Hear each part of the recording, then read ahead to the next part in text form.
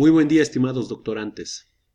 Este es el módulo de Desarrollo Económico Estratégico. Estamos en la semana 5. El tema es evaluación de la empresa. Hay 3 metas esta semana. La primera tiene que ver con cuáles son los diferentes enfoques y métodos que se usan para evaluar una empresa. La segunda meta tiene que ver con ubicar los métodos más usados, ventajas y desventajas. De hecho, distinguir el método más usado de entre todos. Y la tercera meta tiene que ver con ubicar a las empresas más valiosas en el mundo y en América Latina y el Caribe y con qué sectores industriales se asocian y qué transformaciones podemos distinguir en las últimas 2 décadas.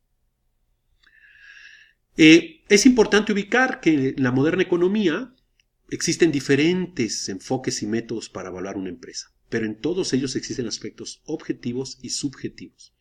Las empresas marcas más valiosas a nivel mundial y en América Latina y el Caribe están hoy asociadas a sectores industriales. Estos sectores industriales han presentado una interesante transformación en las últimas 2 décadas y reflexionaremos sobre ello.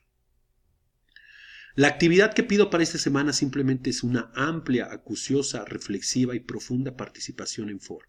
Para eso doy link de 5 videos y de 2 lecturas.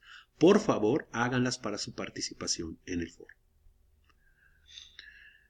La semana la vamos a desarrollar a partir de 3 subtemas. El primero es simplemente ubicar cuáles son los objetivos, enfoques y métodos que se usan para evaluar una empresa. En la segunda parte, el segundo subtema, tendremos que ver con, qué ventajas y desventajas tiene cada uno y cuál es el que se suele utilizar más. Y en el tercer subtema tiene que ver con lo que vamos a platicar en foro, que es una reflexión muy interesante. Es decir, ¿dónde están hoy las empresas más valiosas? ¿En qué sectores industriales, tanto en el mundo como para América Latina, y qué reflexiones podemos extraer de eso? El primer subtema entonces tiene que ver con los objetivos, enfoques y métodos de evaluación de empresas. ¿Qué es lo importante aquí? Pues ubicar, ¿para qué queremos evaluar una empresa? Puse las reflexiones aquí que considero más importantes, ¿no? La queremos poder vender entera o en partes, es una de las razones para evaluación, de hecho, una de las más importantes. También a veces nos interesa evaluarla para hacer alianzas de distinto tipo, joint venture. Necesitamos saber cuánto vale la empresa con la que nosotros vamos a entrar a la fusión.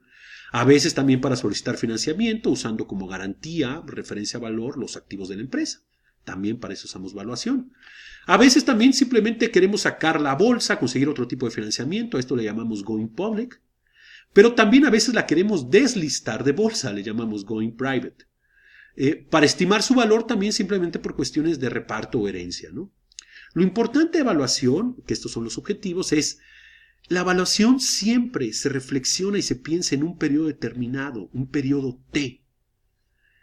Puse entonces ahí esa reflexión en la lámina, ¿no? La evaluación de empresas se realiza en un momento presente o periodo T, buscando estimar el valor, activos y ganancias o utilidades futuras de la empresa. Es decir, se piensa siempre en periodos posteriores, T1, T2, T3, T4, pero la evaluamos en un periodo T. Tanto una de las razones principales de evaluación que tiene que ver con la compra-venta tiene 2 reflexiones desde el punto de vista si entras como comprador o vendedor. En los 2 está la reflexión de los periodos posteriores. En el caso de compra-venta, el precio al que tenga lugar la operación expresará el valor que está dispuesto a ceder el que vende, las utilidades futuras esperadas que ya no tendrá, y el que compra se dispone a pagar y adquirir. Por eso hace la evaluación, lo que piensa puede retornarle la empresa en el futuro en sus distintas unidades de negocio, ¿no? En ambos casos nos damos cuenta que estamos estimando flujos. Hay un doble objeto de valor en la empresa. Uno tiene que ver con el valor económico y otro tiene que ver con el valor financiero. El valor económico tiene en consideración todas las inversiones tangibles, es decir, inmuebles, maquinaria, instalaciones, planta, equipo, pero también las intangibles que se asocian con la imagen, el logo, la marca, el prestigio, los derechos de autor, la licencia, etcétera, de la empresa, pero no de su forma de financiarla. Y es importante distinguir que en el caso tanto las inversiones tangibles como intangibles deben ser evaluadas al costo de adquisición, construcción o a su equivalente. Es decir, se pueden hacer en sentido de contado, a crédito, por arrendamiento, y debe tenerse presente que siempre en el tiempo hay que tomar en cuenta depreciación, valor residual y amortización. La otra parte, el doble objeto de valor de la empresa, tiene que ver con lo que llamamos valor financiero o equity value. Este es el valor para los accionistas y toma en consideración tanto la perspectiva económica como la financiera, es decir, la que está asociada a los flujos y financiamiento de la operación y crecimiento de la empresa. Para entender la existencia de distintos métodos de evaluación hay que tener presente dos preguntas. La primera es, ¿existe un valor único y verdadero para una empresa? La respuesta es no. Realmente todas las valoraciones tienen cierto sesgo y es importante distinguir que lo relevante es de qué tamaño es este sesgo, porque muchas veces se puede asociar a los intereses de quien hace evaluación, ya sea comprador o vendedor. La segunda pregunta sería, ¿la evaluación es un proceso, completamente objetivo? Y la respuesta también es no. No hay métodos capaces de proporcionar esto, siempre hay aspectos subjetivos en una evaluación. Tampoco hay que pensar que entre más sofisticado y complejo sea el método a seguir para evaluar, mejor será la evaluación. Pasamos a la parte que tiene que ver con enfoques y métodos de evaluación, cerrando este primer subtema, podemos distinguir 3 enfoques y 4 métodos para evaluar una empresa y todos tienen como base los aspectos económicos y financieros, reflexión de la empresa. En la parte de enfoques, normalmente distinguimos el que tiene que ver con la parte del costo. Ahí lo importante es estimar, o se estima o se piensa que un inversionista promedio nunca pagaría por un activo más que el costo de reposición. Esta reflexión asociada a la evaluación por costos, obvio, se relaciona con métodos contables. Hay una segunda reflexión de evaluación en un enfoque llamado de mercado. Aquí estimamos el valor de una empresa en función de lo que otros inversionistas han pagado por empresas similares en esa industria o en industrias similares. Obvio, aquí el aspecto más importante o al que se pone más peso es en el aspecto económico. Hay un tercer enfoque ligado a lo que llamamos ingreso, enfoque de ingreso. Aquí estimamos los distintos ingresos flujos de la empresa. Fíjense lo importante que se vuelve. De hecho, se asocia con el método de descuento de flujos de efectivo, DCF, que de hecho es el método financiero por excelencia. Por eso en la parte de métodos que pongo contables, plusvalía, basado en dividendos, aparece al final el descuento de flujos de efectivo. Ese famoso discount cash flow es de hecho el método en sentido financiero más utilizado. Otra parte importante a reflexionar que aparece en la lámina es, las empresas, ya sea públicas o privadas, pueden estar listadas en bolsa o no listadas en bolsa. Aquí hay una reflexión importante porque eso va a repercutir en algunas de las cosas que podemos tomar del mercado para entender o comparar en un momento determinado cuánto puede valer una empresa. La segunda reflexión, el segundo subtema tiene que ver con las ventajas y desventajas de estos métodos de evaluación una vez que los distinguimos. Bueno, los métodos contables, ¿cuáles son las ventajas? Pues son fáciles de usar y estimar relativamente. Los valores contables se pueden seguir en el tiempo y justificar la estimación que estamos haciendo en sentido de evaluación. Una tercera ventaja es que realizan una evaluación estática de la empresa, es decir, en un momento determinado en el tiempo. Esto para algunos es una ventaja y después veremos que para algunos es una desventaja. En desventajas, precisamente por eso aparece. Como se hace la evaluación en un punto en el tiempo, eso es una ventaja desde el punto de vista contable, pero no está considerando el futuro potencial de crecimiento de la empresa, es decir, los flujos futuros. Se vuelve entonces en esa parte una desventaja. Otra importante asociada a esto es que no consideran el dinero en el tiempo, o sea, la inflación e interés. Tampoco consideran el riesgo y tampoco consideran la tasa de costo del capital como un costo de oportunidad, es decir, poner capital en un momento determinado para la compra de una empresa es un costo de oportunidad de ese mismo valor en una estructura de un mercado financiero, un instrumento financiero. La otra parte tiene que ver con las desventajas, ventajas y desventajas de los métodos de plusvalía y dividendos. Aquí lo importante, y por eso los pongo juntos, hago las principales reflexiones, es, ¿son híbridos? Tratan de combinar valores contables o de costo de reposición con una determinada plusvalía o dividendos. Pueden usarse en forma indistinta con tasas de interés con o sin riesgo y entonces lo más relevante es que mezclan las cuestiones estáticas con las cuestiones dinámicas que en economía, donde hay estructura de flujos, pues es lo que consideramos más importante, ¿no? La parte de las desventajas es que a veces el método de la plusvalía, por ejemplo, se asocia como si estuvieras en una propiedad con intentos para justificar un precio. Es decir, este lugar, esta posición en sentido de empresa va a tener en el futuro tal valor y entonces va a tener tal plusvalía y con eso tratamos a veces de justificar la estimación para la evaluación. La desventaja del lado que tiene que ver con la estructura de dividendos es que prescinden del valor sustancial y se fijan solo en el valor de los beneficios, utilidades y de los dividendos. Entonces son métodos dinámicos, supera la barrera estática en la parte contable, pero también tiene sus desventajas. ¿Qué métodos utiliza en cada caso? Es decir, si estoy en bolsa o no. Es importante distinguir que la estructura de las empresas citadas en sentido bursátil o listadas en sentido bursátil tiene ciertas ventajas y reflexiones que ahorita haremos. Lo importante es que, dado el valor que de la empresa depende en gran medida de su capacidad para generar flujos e ingresos, el cálculo del valor actual de dichos flujos se considera el método más adecuado. Vamos a ver lo que llamamos descuento de flujos de efectivo. No obstante, cuando no hay suficiente información, cuando los flujos son negativos de una empresa, o el mercado es muy inestable o hay mucho riesgo, realmente hacemos uso de otros métodos, una combinación de los mismos, por lo que resultan muy importantes ver las condiciones particulares de cada caso. Entonces, este método del descuento de flujos de efectivo es el método más utilizado y hay que hacer una pequeña precisión sobre la parte de bolsa para entender qué cosas nos puede aportar el listado en sentido bursátil. Bueno, el método de descuento de flujos de efectivo lo podríamos resumir en estos aspectos, ¿no? El soporte conceptual es que la empresa vale lo que es capaz de generar a través de un horizonte definido de tiempo. Esto es clave, una estructura de flujos en el tiempo. El precio de transacción o evaluación se fundamenta en flujos de efectivo futuros que brindará al comprador o al inversionista, como vimos en la parte de las razones por las cuales se evalúa una empresa. En el método de flujos de efectivo, cada activo posee un valor intrínseco que puede ser estimado tomando en consideración los flujos de efectivo, su crecimiento y el riesgo. Aquí ya aterrizamos esta posición que mezcla incluso también la parte del riesgo. El valor será el valor actual de esa corriente futura de flujos de efectivos. Estamos pasando a la estructura de razonamiento valor presente, esos flujos de futuros esperados que se espera para la empresa en el tiempo, ¿no?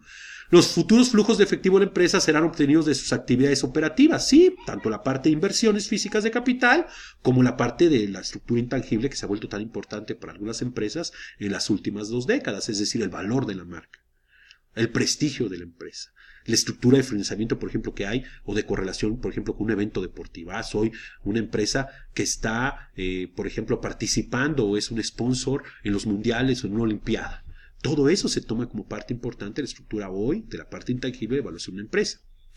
La tasa de descuento aplicable será la tasa de costo de capital ajustada por el riesgo que el mercado asigna a la empresa o empresas similares, sí. Y por último, el cálculo de valor no se hace en referencia al horizonte definido de análisis, perdón, el cálculo de valor se hace en referencia al horizonte definido de análisis y el horizonte no definido se estima como el valor presente de una perpetuidad. Esta reflexión que hacía de, si la empresa esperamos que tenga tales flujos, intervienen en la evaluación. De hecho, esa reflexión de flujos, por eso es el método más utilizado, ¿no? ¿Cuál sería la información básica necesaria en este método? Pues que es el que más utilizamos. Realmente solamente los flujos de efectivo, la tasa de descuento y el valor residual. Mucho más importante que la reflexión exquisitamente técnica tiene que ver con entender los flujos. Claro, hay cobros por venta de activo, por ejemplo, pagos por compra de activo fijo. Aquí estoy viendo un flujo. Este es un flujo. De hecho, flujos libres de efectivo en sentido de actividades económicas y los flujos de efectivo en actividades financieras. Claro, eso es lo que estamos reflexionando. Flujos, tasa de descuento y valor residual. La reflexión que hacía respecto a combinar esto con la estructura para empresas listadas de bolsa que nos dan lo que llamamos múltiplos. Bueno, ¿qué son los múltiplos? Los usamos como referencias para empresas listadas en bolsa. Son medidas para estimar el valor de una empresa, constituyen y se aceptan como una aproximación razonable de valor y además son comparables. Es decir, nos pueden arrojar una estimación de valor de esa empresa de otra empresa similar en la misma industria. ¿Cuáles son los tipos de múltiplos más utilizados que nos arrojan estas reflexiones en sentido de las cotizaciones bursátiles y la información bursátil? Bueno, a lo mejor los más comunes son el basado en valores de mercado. De hecho, muchas reflexiones que ahorita vamos a ver se van a dar cuenta que viene valor de mercado, capitalización de mercado, ¿no? Otro de los más utilizados es el basado en el estado de resultados. Aquí usamos el EBITDA, que tiene que ver ya con la estructura de utilidades antes de interés e impuestos y luego la parte de depreciación y amortizaciones y entre la parte de ventas, ¿no? También hay unos múltiplos de flujos de caja y incluso hay múltiplos que tienen que ver, por ejemplo, con la cantidad de clientes que tenga la empresa, con la capacidad de suscriptores para la parte de telefonía o el streaming. Es decir, usamos múltiplos de razonamiento de cosas que podemos seguir para entender mejor o formar mejor el valor de la empresa, pero solo los usamos en empresas que tienen la opción o empresas grandes que están listadas en bolsa.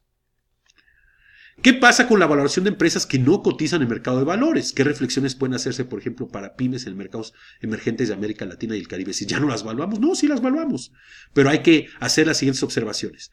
No existe un mercado organizado de compra y venta de empresas que no cotizan en bolsa. No existe. Hablamos de empresas de tamaños muy diferentes y muy heterogéneas en sentido de ventas, sectores, personal, todo. Y muchas veces han crecido estas empresas sobre la base de empresas familiares. Y en general el número de accionistas es pequeño. Entonces, esta parte que tenga que ver, por ejemplo, con la parte de estructura de dividendos, plusvalía, pues empieza a complicar cualquier reflexión para evaluar de esa forma, ¿no? Muchas veces adolecen de información o muestran opacidad respecto al manejo de la empresa y la marcha de sus áreas de negocio. Sí, la propia característica de este tipo de emprendimientos, empresas medianas y pequeñas, pues no tiene esta estructura, digamos, sólida contable o financiera contable o de reflexión de listados donde se pueda comparar, no existe nada de eso, ¿no? ¿Qué se recomienda en esos casos? Bueno, de todos modos usamos el descuento de flujos de efectivo como el método más utilizado, tanto se dan cuenta para empresas de este tipo pequeñas, que no listan en la bolsa, de las cuales en América Latina hay muchas, haciendo reflexión particular de cada caso, como en el método tradicional combinando con la parte de múltiplos para las empresas que sí listan en bolsa. El último aspecto tiene que ver con esta reflexión interesante. Bueno, las empresas y marcas más valiosas del mundo y de América Latina y el Caribe. ¿Qué ha ocurrido en las últimas 2 décadas? ¿Cómo afecta eso al mundo y a la región en sentido de procesos y productos? Y también de forma muy interesante con qué segmentos industriales se asocian y qué reflexiones podemos traer para la región de América Latina y el Caribe. Bueno, la primera sería ver la gran tendencia en sentido de sectores industriales donde están las empresas hoy más valiosas del mundo. Entonces, son 3 sectores industriales donde se encuentra la mayoría de las empresas 100 empresas más valiosas del mundo. Y ahí aparecen tecnología, finanzas, farmacéutica y química.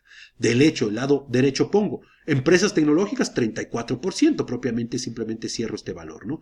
El sector financiero 18.6%, la industria farmacéutica y química 12%. La suma de esos 3 sectores donde están 100 de las empresas más valiosas nos arroja el 64%, propiamente 2/3 partes del total de empresas más valiosas están ahí. Si le sumo el sector energético, la alimentación, el sector de telecomunicaciones, el consumo, pues propiamente alcanzamos el 84-85% del valor total de las 100 empresas más valiosas del mundo, ¿no? Ahora, es importante distinguir en esta reflexión que las empresas grandes cotizan en bolsa, esta reflexión que hacía, ¿no? Ranking de empresas por valor en bolsa. Pues toda la estructura de pymes, empresas medianas, incluso grandes, muchas no cotizan, no listan en bolsa, ¿no? Entonces, aquí lo que estamos midiendo es claro, aquí están las reflexiones que se hacen en las láminas anteriores, donde estamos viendo capitalización, en miles de millones de euros. Aquí empiezo a tener una reflexión de las empresas, el sector, el país y la capitalización. Es importante distinguir todos estos elementos cuando entendamos las tendencias. Entonces está, por ejemplo, en la primera posición Microsoft. Tecnología, Estados Unidos y un valor de capitalización. La capitalización la asociamos todo el tiempo, obvio, a la confianza de la gente y a la posibilidad de crecimiento y expansión en el mercado de la empresa. Por eso se capitaliza en bolsa, ¿no? Vean cómo las primeras 4 pues, son empresas de tecnología, ¿no? Luego hay una de finanzas, otra de tecnología, hay una de comercio, una de salud, finanzas, energía. Y vean cómo ya los valores son bastante, se disparan bastante. De una empresa como ExxonMobil, que uno pensaría el tamaño de monstruo que es, respecto a Microsoft, el valor de capitalización es propiamente 3 veces más. Hay otra reflexión asociada. Ok, una cosa es cómo se capitaliza la empresa y otra es esta parte que tiene que ver con el valor de la marca. Esta reflexión de la parte del valor económico, pero de los intangibles que se ha vuelto tan importante en las últimas 2 o 3 décadas, pero que ya existía muy claramente desde la pelea de las refresqueras en los 80s, pero se ha vuelto muy relevante en las últimas 3 décadas, ¿no? En las marcas líderes del mundo, aquí ponemos simplemente, vean el valor de las marcas en sentido de miles de millones de euros también, como aquí otra vez aparecen y destacan las empresas tecnológicas.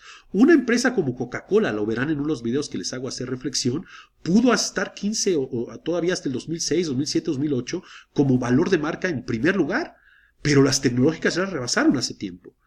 Pongo aquí también además la parte que tiene que ver con las variaciones anuales, porque te dan una reflexión de cómo están creciendo los mercados. ¿Ok? Hay otra reflexión que se va a aterrizar al aspecto o la reflexión que tiene que ver con la parte geopolítica, pero antes lo que quiero que vean es la sensibilidad para poder cambiar posiciones entre estas posiciones tecnológicas, entre los primeros lugares, de un año a otro. Vean, aquí aparece el mundo todavía ya en 2019. Y vean cómo en 2019 algunas de las empresas que aparecían en el ranking del 2018 ya aparecen empresas chinas. Ya en estructura de marcas. Es una reflexión muy interesante. La otra parte es ver, bueno, siguen siendo marcas norteamericanas, pero ya hay tres marcas asiáticas, ¿no? Y hago esa reflexión acá. Las más valiosas, valor de la marca en miles de millones de dólares. Pongo aspectos geopolíticos porque es importante tener las reflexiones económicas en esto, no desligarlas como si estuvieran las empresas volaran en un aspecto efectivamente maravilloso del libre mercado sin reflexiones de estructura política, geopolítica e institucional. Son importantes estas reflexiones también siempre. Pongo entonces en el slide, existen también aspectos geopolíticos asociados al origen del capital, la evolución de la rivalidad, la estrategia y penetración de mercados y el entramado de conformación de cadenas globales de valor en que participan regiones, países y empresas en las últimas décadas. Totalmente, totalmente. Por eso pongo como en este video que participarán, véanlo y nos veremos en el foro para la reflexión de esta reflexión interesante de las peleas que estamos viendo hoy en sentido comercial Estados Unidos, China y cómo afecta a muchas regiones del mundo, pero también en las reflexiones que tienen que ver con América Latina. Pasamos a esa parte, ¿no? Si lo vemos todavía como startups líderes del mundo, aquí vemos esa misma reflexión. Vean Estados Unidos, vean a China, Estados Unidos, China, Estados Unidos, China. Por cuestión de tamaño de mercado, que es una de las reflexiones fuertes que hice en las primeras semanas, es importante distinguir eso. Obvio, a nosotros nos interesan reflexiones ligadas a nuestra región y con eso cierro la exposición de hoy, pero es muy importante tener presente esto, el valor global de marcas y de tecnología, a qué países y empresas se asocian y luego veremos las posibilidades que existen para nuestra región, ¿no? Aquí hay otro video que les dejo también, participen, véanlo para poder participar de forma pertinente en el foro. Si yo pienso ahora, esta es la reflexión que les decía, en el caso de América Latina, las reflexiones son distintas según el tipo de empresa. Vean ahí algunos de los países más importantes o de las empresas más importantes en distintos países de América Latina, a qué sectores y qué tipo de empresas son. Otra vez hacemos una reflexión que junta país, empresa, región. Y pongo esta parte, ¿no? O sea, para América Latina, como vimos también en las primeras semanas, la reflexión está pegada todavía a ciertos sectores industriales, a cierto tipo de empresas, a la estructura financiera, a la estructura de consumo, a la estructura energética. Ahí están nuestras empresas más valiosas. Incluso algunas de nuestras marcas se ligan con esos segmentos y sectores. Eso no tiene nada de malo, ¿eh? O sea, son marcas poderosas y líderes. Lo que quiero que ubiquen es cómo tenemos en sentido estructural como región América Latina muy poca competencia en la parte que tiene que ver con tecnología, pero de todos modos meto una reflexión interesante de lo que se está haciendo en dos países o varios países de América Latina para que reflexionemos cómo integrarnos ahí a cadenas de valor global en sentido de marcas y valor de marca en un futuro, creando acceso a esos mercados globales desde una perspectiva distinta. En conclusión, existen diferentes métodos asociados a la valoración o evaluación de empresas. El método más utilizado por contemplar aspectos asociados al análisis económico y financiero es el famoso método de descuento de flujos de efectivo o DCF.